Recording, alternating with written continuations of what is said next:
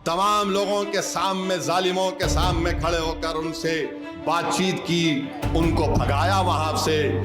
दीपक कुमार से जब पूछा गया तुम्हारा नाम क्या है, तो उसने कहा मेरा नाम मोहम्मद दीपक है। लोगों ने बोला तू मोहम्मद दीपक क्यों बोला, तो उसने कहा भारत में सब बराबर है, जो संविधान भारत का बराबर है, और हमारे मुल्क में जो कुछ भी हो रहा है वो आपके सामने। अफसोस होता है कि आज से थोड़े दिन पहले उत्तराखंड में एक जगह है, कोटवार नाम है, वहां पर एक हमारे वकील अहमद साहब की 30 साल पुरानी दुकान है, और दुकान का नाम है बाबा ड्रेस शॉप।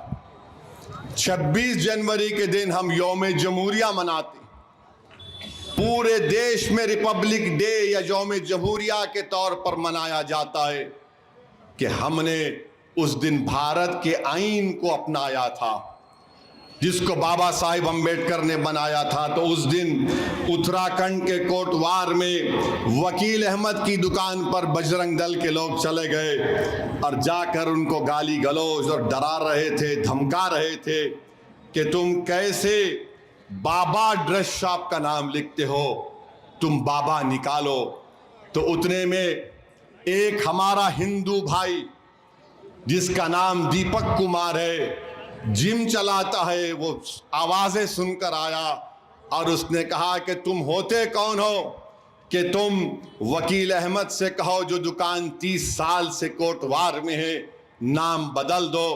उसने बजरंग दल के उन तमाम लोगों के सामने, जालिमों के सामने खड़े होकर उनसे बातचीत की, उनको भगाया वहां से।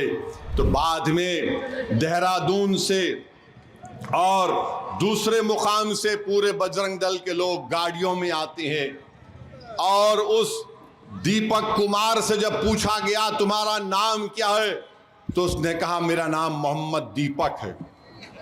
लोगों ने बोला तू मोहम्मद दीपक क्यों बोला, तो उसने कहा भारत में सब बराबर है, जो संविधान भारत का बराबर है।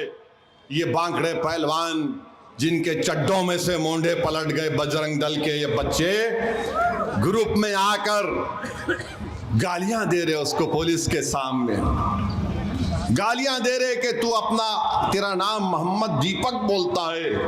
पुलिस, हजरत पुलिस बैठ के तमाशा देख रही है। उत्तराखंड में बीजेपी की सरकार है और फिर वो लोग नेशनल हाईवे को रोक देते हैं घंटे के लिए। उत्तराखंड की पुलिस उनको ऐसा देख रही है कि जैसा उनके दीवान खाने में बैठकर करी पफ खा रहे हैं। नेशनल हाईवे पर बैठ गए और गालियां दे रहे उस दीपक कुमार को। आप बताइए क्या ये रूल ऑफ लॉ है? क्या ऐसे कानून की इज्जत बाकी रहेगी क्या? मेरे अजीज दोस्तों और बुजुर्गों, मैं सलाम करता हूं दीपक कुमार को कि उसने उस 70 साल के बूढ़े वकील अहमद की हिम्मत और उनके साथ खड़ा हो गया। यही भारत है। अगर इस तरह के दीपक कुमार के नाम के हमारे हिंदू नौजवान आगे आ जाएंगे तो इस मुल्क से बीजेपी आरएसएस की हुकूमत खत्म हो जाएगी। हम उम्मीद करते हैं कि इंशाअल्लाह ताला, मुझे पूरा यकीन है कि आज भी इस देश में और इस देश की माओं ने सिर्फ एक ऐसे दीपक कुमार को नहीं पैदा किया होगा। इस देश की माओं ने जहां पर भगत सिंह को पैदा किया तो इस देश की माओं ने टीपू सुल्तान को भी पैदा किया था।